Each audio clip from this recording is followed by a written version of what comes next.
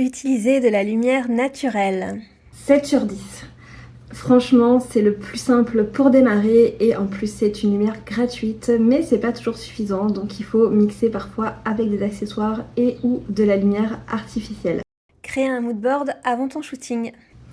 9 sur 10. Franchement, ça change la vie à minima. Si tu n'as pas de moodboard, il faut au moins une ligne directrice claire pour savoir exactement ce que tu vas shooter, dans quelle ambiance et avec quels fonds, quels accessoires et quel plan. Utiliser un fond blanc. 1 sur 10. Le fond blanc, je suis absolument contre, sauf si ça va vraiment dans ton univers et qu'il y a une vraie raison qu'il soit là.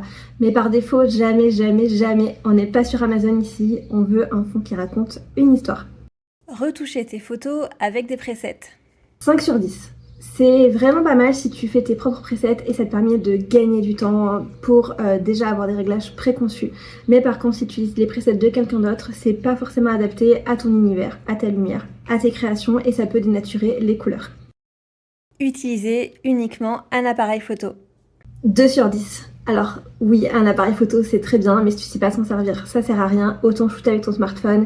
Et franchement, il y a plein de créatrices que j'accompagne qui font des magnifiques photos avec leur smartphone.